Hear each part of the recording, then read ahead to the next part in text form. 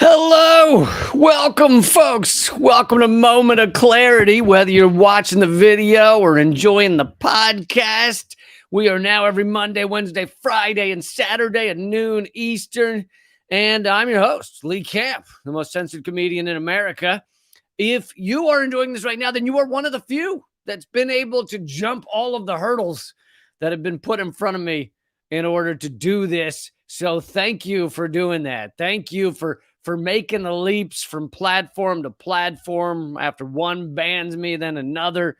So thanks for being here. And today I'm going to talk about how the Ukraine war marks the end of the American century. Say goodbye, folks. It's been a good run. We had some fun. I feel like we did some good shit. Remember that time on the jet ski where my bathing suit got ripped off and I was sitting there nude going, guys, I'm over here. Remember that? We had some good times. The American century. It was a blast. It was a blast, folks. Time to wrap it up. Time to wrap up the American century, or at least we're headed that direction. And I'm going to get into some details as to proof that that is happening, that that's going on right now. Again, thank you for joining me. But I'm also going to get into some other stories. Big news out of Colombia, a big left-wing win there. Gonna talk about some other stuff. I'm gonna give it all away. There's some shit will be talked about. Okay. And if you can't handle that, I sometimes get angry about the shit that's going on in this world, and this isn't the show for you. I'm sorry. I got an email from someone saying, I don't like your screaming. And I was like, okay, please say new studies show that the U.S. has killed 6 million people over the past 20 years. Please say that in a calm voice. Please sit here and quietly in a Bob Ross ASMR voice tell me how the U.S. has killed 6 million people over the past 20 years. Okay? That's what my latest YouTube video was about.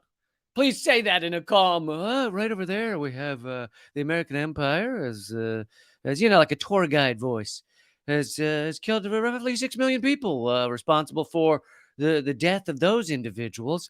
And I'm going to say that in a nice, calm voice and never get animated at all. And it's just lovely to see the fact that we've killed 6 million people, which is, what a lot of people like to point to as the number of Jews that the Nazis killed, 6 million. By the way, the Nazis killed far more than that, because you got to also throw in there millions of others, such as Roma or black folks or handicapped. So really it was over 6 million, but people like to talk about the 6 million Jews killed. And now the U.S. has hit that mark. And that's just in the past 20 years. That's right. And now I'm going to eat some nice yogurt while I do this for you, while I tell you about the 6 million people we've killed. Please do that without yelling. All right. If you can, then there's something fucking wrong with you. Then you've got a fucking some sort of tumor that's pressing on the part of your brain that should have emotion about death and horrible shit.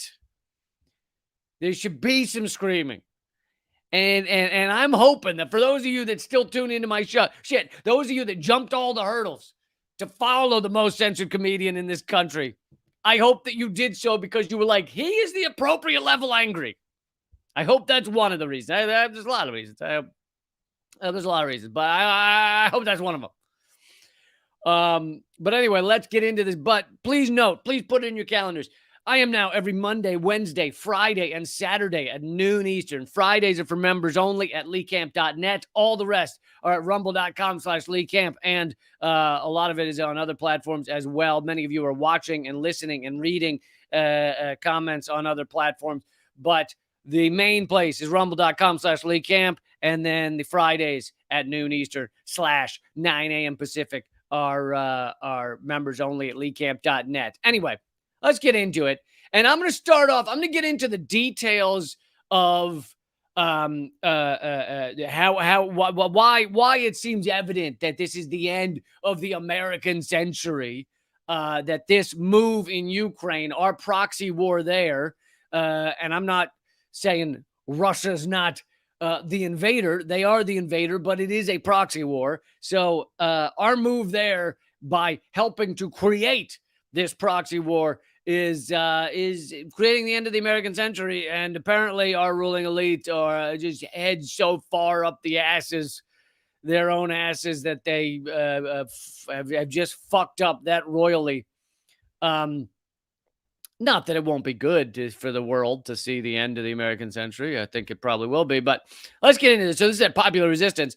Why? And I'm going to do this before I get into the details of why this is the end of the American century. But Washington is starting the blame game, and I did a segment on this before, so don't think I'm repeating myself. These are more details about Washington starting the blame game for who they're going to blame the loss in Ukraine over, who they're going to blame it on. And the fact that they're doing this, that we're starting to see this pieced out, coming out in pieces, drips and drabs and here and there, is the fact that we're seeing that shows that they know their days are numbered in Ukraine. They know Russia. Russia is fucking, the military is like 1,000 times the size of the Ukrainian military. The Ukraine military, by their own numbers, had 200,000 fighting people at the beginning of this thing. Who knows how many they have now? Okay, this is nonsense, and it just U.S. just wants to continue the war, and they want to fight Russia to the last Ukrainian. At which point this will end exactly how we all thought it would end. Well, if you've got half a brain, I guess. Anyway, this is from the New York. So not all of this, but this part is from the New York Times. They had the Popular Resistance for Peace report calls it a rather weird article that alleged a lack of intelligence about Ukrainian warplanes. Quote, U.S. lacks a clear picture of Ukraine's war strategy, officials say. Yeah, as if the U.S. doesn't know every fucking move that's going on. The idea that Washington would be like, we don't have a clear picture on the puppet state. In our proxy war, we weren't really sure what they were up to. We didn't have the binocular. It turns out there was like some sort of filth on the end of the binoculars, so we haven't been able to monitor appropriately what's going on in Ukraine. So we don't know. We're waging a proxy war over there. We're funding and arming Nazis, but we don't know what they're doing against the Russians. Here's another quote from New York Times. U.S. intelligence agencies have less information than they would like about Ukraine's operations and possess a far better picture of Russia's military, its planned operations, and its successes and failures, according to current and former officials. So this is what we call in the biz a lot of bullshit. Giant sack of bullshit. Big old sack of bullshit. This is the U.S. officials, the U.S. intelligence state, U.S. mainly U.S. officials, U.S. deep state, trying to come up with someone to blame for the fact that this is all backfiring to the U.S. This whole shit is just backfiring. And the U.S. is looking for someone to blame. They're looking for someone to go, yeah, it was that guy. And so they're blaming Zelensky, as I covered in a previous segment. But now they're blaming faulty intelligence. We didn't know. This is what we did in Iraq, too, right? When the WMD didn't show up, which we knew weren't there because we made up the shit in the first place. Many U.S. leaders said, it's bad intelligence. I'll tell you, this is the one accurate thing said by U.S. leaders. I didn't have the intelligence. That is the most accurate fucking statement American leaders have ever made. I didn't have the intelligence. Yeah, we know. We know you don't have the intelligence. You fucking dope. Anyway, here's so this Popular Resistance writing that Andrei Marchinov rants about the New York Times piece. So this is a quote from him. New York Times decided to start steering clear of this whole Russia lost in Ukraine BS it promoted together with neocon crazies and begins this ever familiar tune of intel failure. Right. How about I put it bluntly? The U.S. never had a clear picture on anything, especially on Russia or as a private case, the Russian invasion, and completely bought into the Ukrainian propaganda, which shows a complete incompetence of the intel in the U.S. I actually don't believe this part. I don't believe the U.S. didn't know. I think what the U.S. didn't know, and I can talk more about this in a minute, is they thought these sanctions would be crushing to Russia. That's what they didn't know. I don't think they ever thought that Ukraine is going to win against Russia, against a far more powerful military. I don't think they ever for a second thought that. They just thought they would mire Russia into just a fucking catastrophic war, and they'd be able to put forward these sanctions that they thought would crush Russia. So the real misanalysis, the incorrect analysis, really was the ramifications of the sanctions, and they have boomeranged. They cause, and they're crushing America. They're gonna crush Europe, and so it's these sanctions are the fucking dumbest thing the U.S. has ever done. I'm more on that later. But anyway, Larry Johnson thinks there is another motive behind the story. So this is a quote from Larry Johnson. Frankly, I find it hard to believe that there are not solid analysts at the Defense Intelligence Agency who know the answers to all these questions. The real problem may not be a lack of intelligence. Nope, it is fear of telling the politicians hard truths they do not want to hear.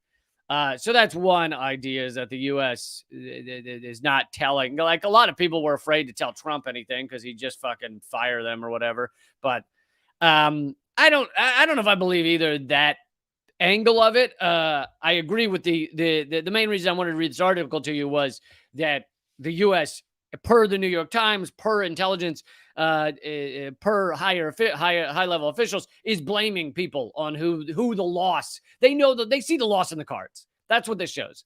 Now, I don't know if I agree that they didn't have the intelligence. I think that's bullshit. But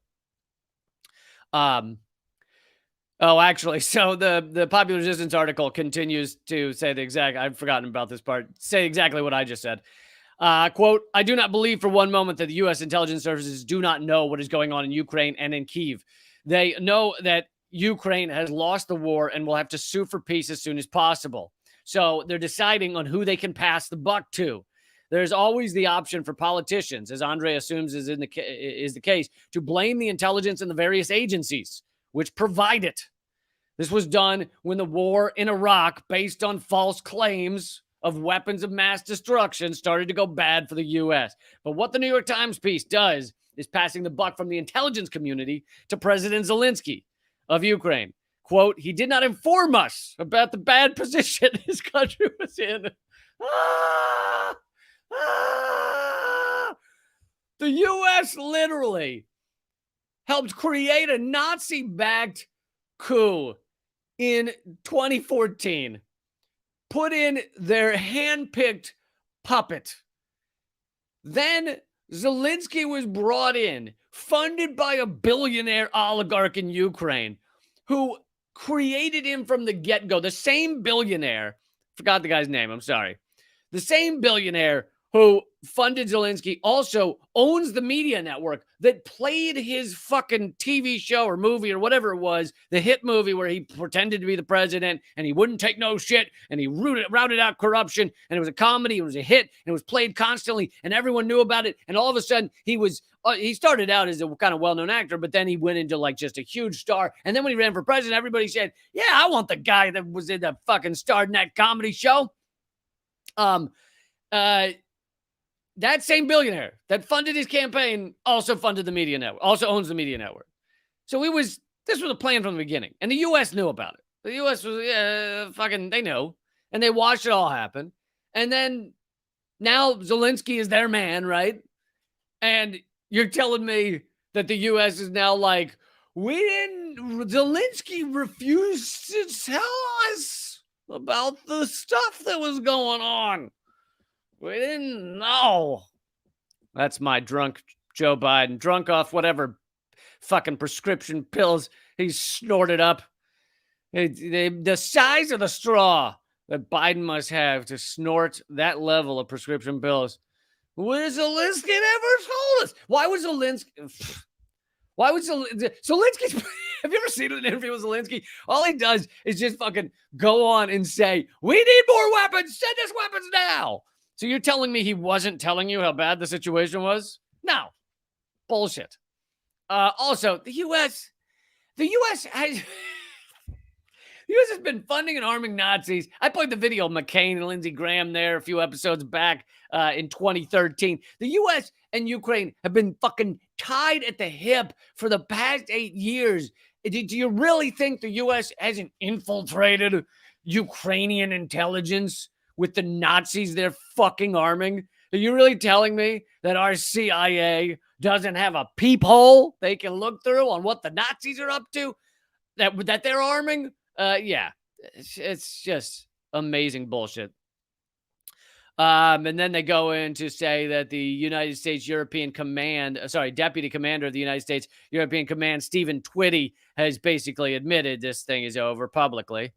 And to just conclude this, the professional military and intelligence people know exactly what is up. The Ukraine is already in a very bad situation.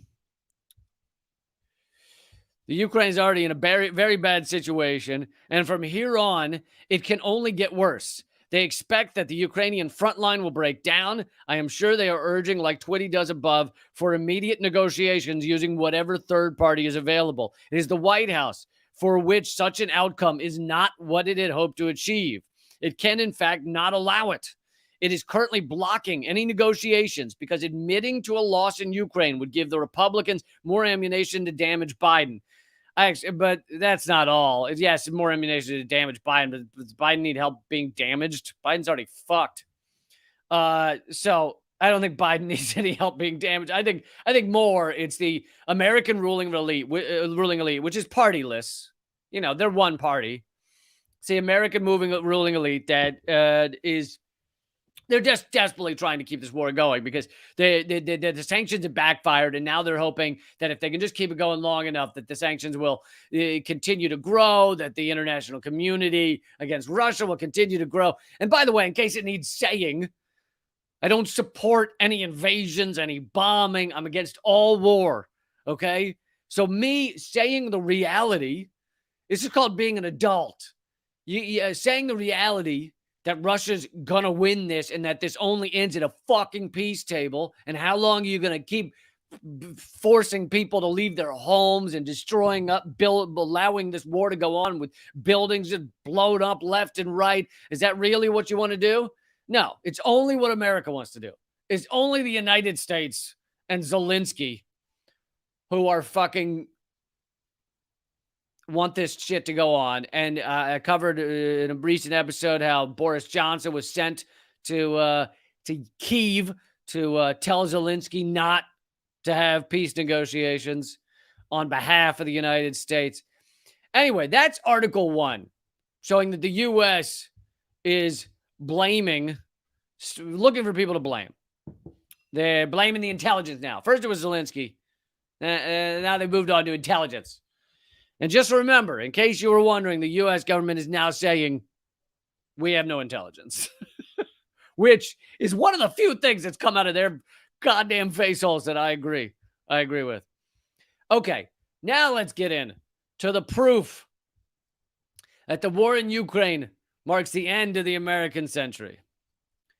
Let's get into let's get into that. So now this is an article that I can't speak to the guy who wrote it. I don't know him, but I think it's got a lot right. It's got a little bit that I'm going to disagree with, but it's got a lot right. And so that's why I wanted to go through this. All right. So the war in Ukraine marks the end of the American century by Mike Whitney. So he starts off by talking about the reserve currency, which is he has to lay that groundwork to get in to why this marks the end of the American century. He says, here's your reserve currency thought for the day. Every U.S. dollar is a check written on an account that is overdrawn by $30 trillion. And unimaginable. Don't even for a second try and think about that number. Do not do it. All right. You will pass out and you will hit your head on the desk. Okay. You will bleed. If you try and think about $30 trillion, you will bleed from the eyes immediately. Immediately. So don't even try to think about it. But he's got a point that the U.S. is crazy in debt. Now, it doesn't matter because our money doesn't matter. But that's he's a little bit saying that. He says the only thing keeping the U.S. dollar from vanishing into the ether is the trust of credulous people who continue to accept it as legal tender. Now, that's true, but I also use it. I'm not. You can't make too much fun of you fucking dopes still believing in the U.S. dollar. You goddamn idiots. And then I go out and I use it.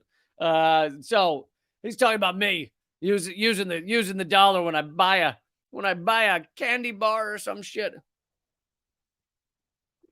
But he's also right that the only reason the U.S. dollar has any meaning is because we give it meaning.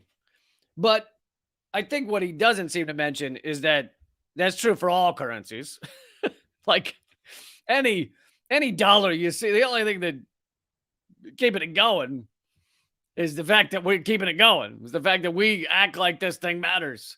It's the fact that you go into a store and you say, and I get, you tap your phone now. You don't actually hand them a piece of paper, but it's useful for the analogy. But I know the kids, you kids that are listening, they're 15. You're like, wait, it used to be on a piece of paper? Hold on. Slow down. You're telling me that thing when I tap my phone to get a coffee, you used to use paper for that shit? Hold on. Did you tap the paper on the desk? Why would you tap a piece of paper on a desk? I'm not following. Could you back up a little? Okay. So you have this piece of paper, and is it on your phone? Do you stick it to the phone? There was no phone. There was no phones. There was nobody had any phones. We were all walking around phoneless. We were just humans, just operating out in the world. We're just like, oh, I'm just here. We all just ran into each other. We're just like, I don't know. There's no device telling me where to go. Then we just fucking bumped into things and shit. It was amazing. Back in the 90s, when I was a teenager and shit like that, I had friends starting to get cell phones, but all they could do was call their mom. They didn't actually do anything, so it didn't really count. It was like beepers. What do you get? That didn't. But so we were just like, you'd walk out your door and you just like go be a human. That was it. You just had to go be a human. We couldn't be these cyborgs that had I've got all of the world in my hand. I could call an armed gunman with this app right here, and he'd show up in about 12 seconds, and he'd give me an Uber ride home the same time. It's one app. One app does that. You can have armed gunman and an Uber ride home. Anyway, so let's get back to it. You would tap the dollar bill. Let's get back to the bit I was doing. You'd tap the dollar bill on the... No. You hand the guy the dollar. You hand the guy the piece of paper. What does he do with it? He puts it in a little drawer. He puts it in a little drawer? Yeah, he just hangs on to it. He just hangs on to it. He just hangs on to it. And then and did you have to get it back from him so you could hand the piece of paper to the next guy? No, you never got it. You never got it back? I'm not understanding. So where'd you get more paper? You had to go talk to other people about it. I don't know. Sometimes you'd go sell some shoes. Sometimes maybe you'd mow a lawn. Sometimes you blow a guy. Whatever you gotta do, you gotta get a few more of the pieces of paper, and then can we start over? I'm still not good, but of course it's the same now, except replace piece of paper with tapping your phone. Anyway, the point was that this guy seems to be in this article, which I actually am getting to the part that I very much agree with. He seems to be ignoring the fact that no money is backed by anything. It's all just in our heads. It used to be backed by gold,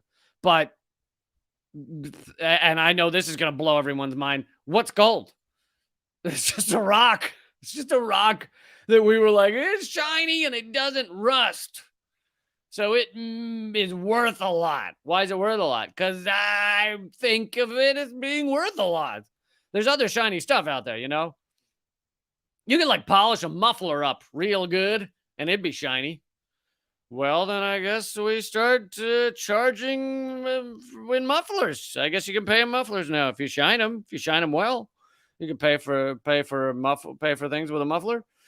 Now, of course, the one difference though between the dollar, which we give value in our head, and the gold, is that there is a limited amount of gold to some degree.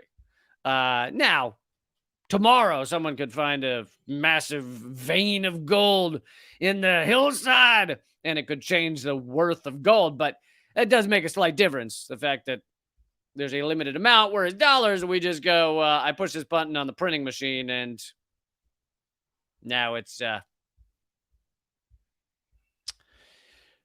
to be filling the. We just have tons of it. Anyway. So he continues. The dollar was propped up by numerous institutions that were created following World War II. These institutions provide an environment for conducting history's longest and most flagrant swindle. The exchange of high-ticket manufactured goods, raw materials, and hard labor for slips of green paper with dead presidents on them.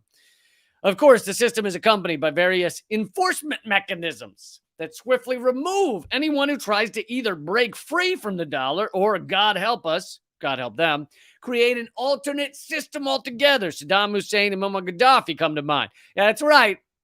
I've talked about this a bunch. You say you're getting outside the dollar system, it's outside the petrodollar, then we will shove a bayonet up your ass, all right?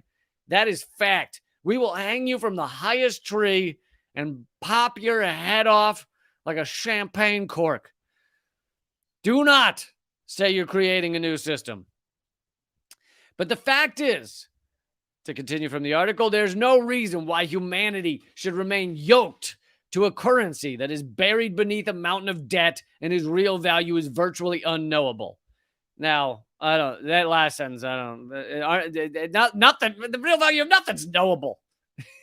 The real value of, it's what people are willing to pay for with it. It's what people are willing to use it for. The real value of a dollar? There's no real value of any currency, fiat currency. We're just going, I feel like it's worth as much. So he seems to think that's just the dollar. But anyway, in a minute here, we get to the part that I very much agree with. The Western central banks are a de facto monopoly run by a small cabal of interbreeding bottom feeders, this part I agree with, who coordinate and collude on monetary policy in order to preserve their maniacal death grip on the financial markets and the global economy. I like how he went into full fucking Shakespeare to describe the destitute, morally bankrupt nature of these fucking bankers. I like how he went into Hunter S. Thompson mode, but he got poetic to be able to describe these fucking bottom feeders. Then he goes, Biden's feckless, but I said feckless, but Biden's reckless foreign policy, which is forcing critical players in the global economy to create their own rival system. Now, due to the economic sanctions on Russia, later this year, Russia launches an exchange-traded commodities-backed currency that will be used by trading partners in Asia and Africa. Washington's theft of Russia's foreign reserves in April turbocharged the current process, which was further accelerated by banning of Russia from foreign markets. In short, U.S. economic sanctions and boycotts have expanded the non-dollar zone by many orders of magnitude and forced the creation of a new monetary order. Now, this part, absolutely true. He maybe has moved the timeline a little. It basically has sped it up. Russia has been preparing to do this for a little while because they knew that this was coming. They saw what the U.S. was doing. What the U.S. was doing in Ukraine, it was encircling Russia with NATO, having NATO missiles pointed at Russia on their borders, and Russia continually,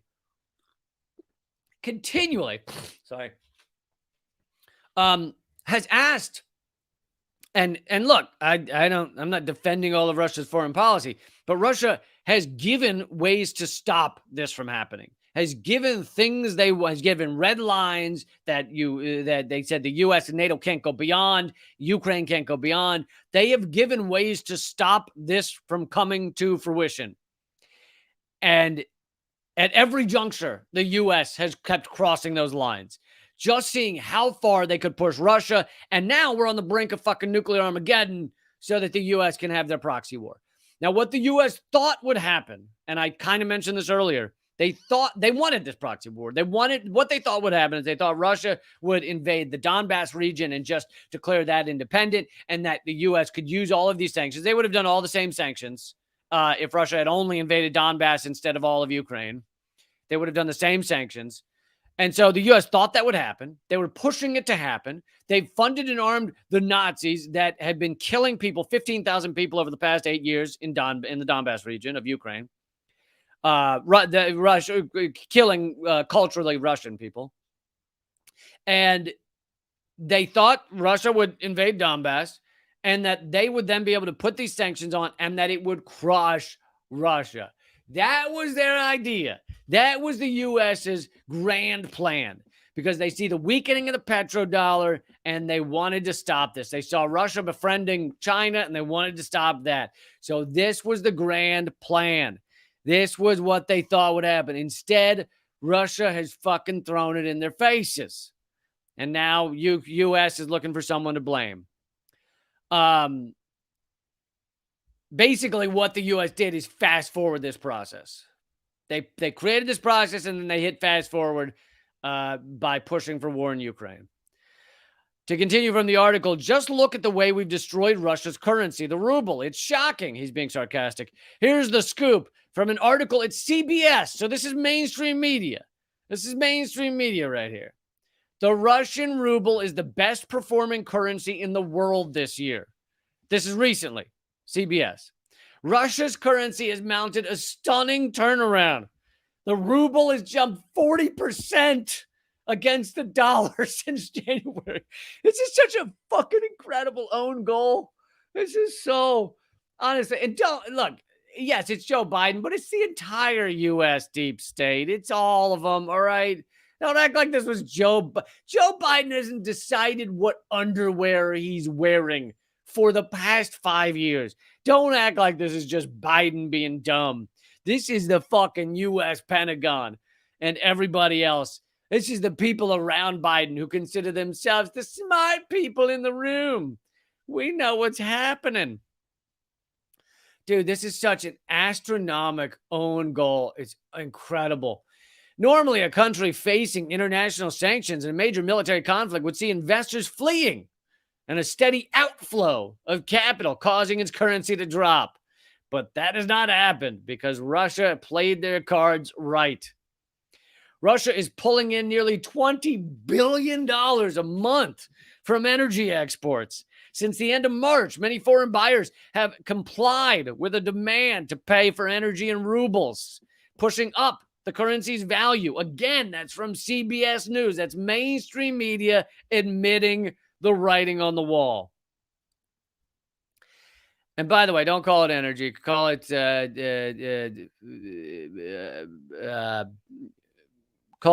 planetary death fluid. That's right.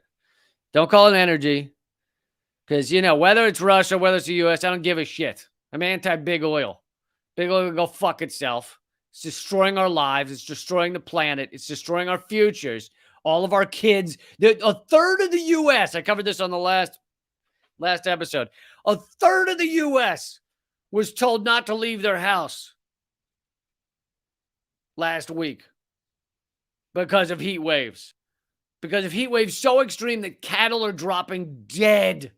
Okay? Which is kind of useful. Maybe it'll just cook the burger right there. Maybe it'll just cook them right out in the field. You could just go out, cut a piece off. Delish. Cutting out the middleman. Cattle just cooking out on the, talk about farm fresh. Cooked out on the prairie.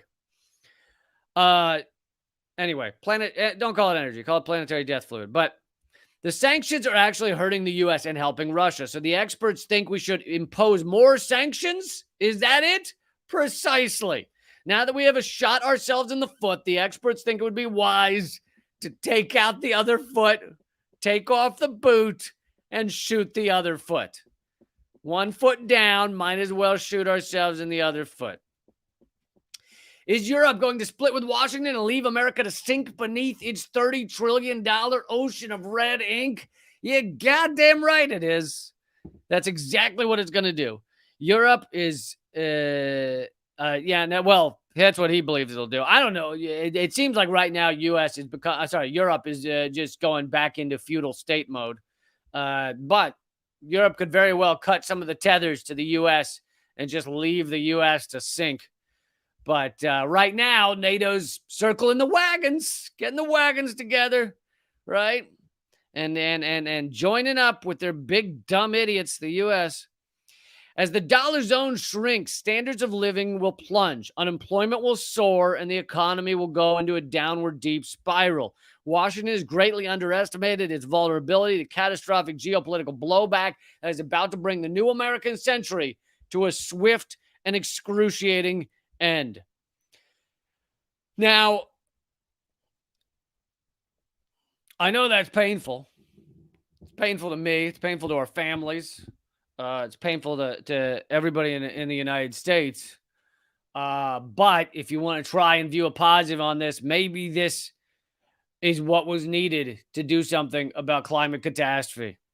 Maybe it is. And to do something about the murderous U.S. state that is killed, as I've said, as I think I'm the only person. Again, I don't watch every fucking talking head out there, every YouTube personality. So when I act like I'm the only person talking about something, maybe I'm wrong. But I think I'm the only one mentioning this repeatedly. Murderous U.S. state has killed 6 million people just in the war on terror, just in the past 20 years. As I said on my new video, which I'm going to put the link in the comment section right now. As I said in my new video,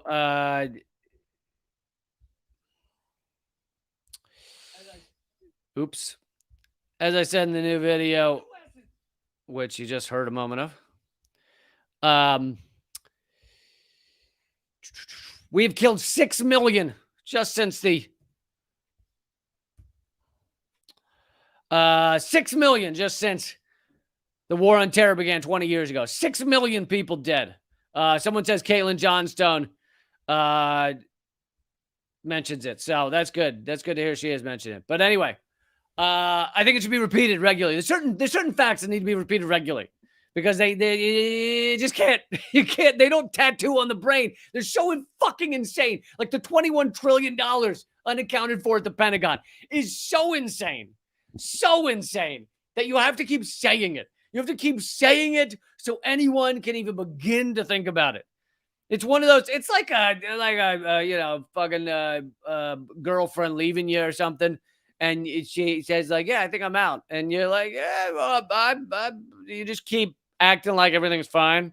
Then you call her up the next day, like, "Hey, you want to get together?" And she's like, "No, I'm out." And you're like, "Yeah, get that out." I see one of the commenters is talking about people talking against empire. There's amazing people out there talking against empire.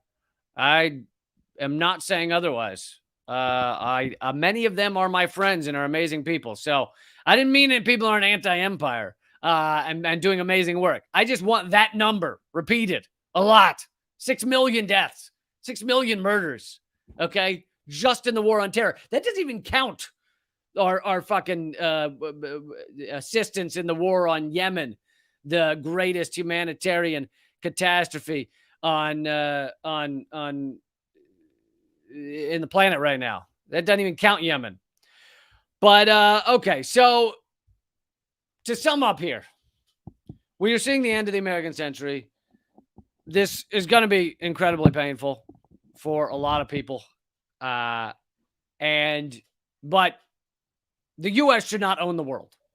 I am a supporter of my country, the United States of America, in that I support the people in America living good lives and helping each other and having community, and no one going hungry, going homeless, going without a fucking nice outfit on, going without a good haircut. I think everybody should have a nice little haircut. I'm for a higher minimum haircut. I want a higher minimum haircut, which is hilarious because I don't get haircuts. I haven't had a haircut in like 5 years.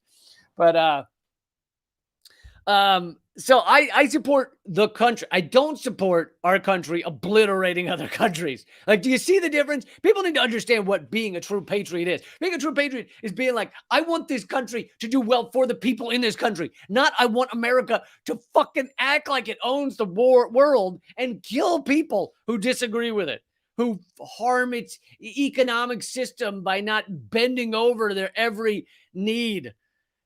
That's not patriotism. That's fucking murderous shit. Shit. All right. I want to get into the massive event that just happened in Colombia, but I'm going to do that. So the other platforms will cut off, Facebook, YouTube, Rockfin, and we will just continue this at rumble.com/LeeCamp. If you're already on rumble.com/LeeCamp, then you don't have to worry. You don't have to go anywhere. This stream will continue. For those of you not there, it's free to go over there, rumble.com/LeeCamp. And I'm not just going to talk about Colombia. I got other topics too. And I hope you'll join me over there because we will continue this.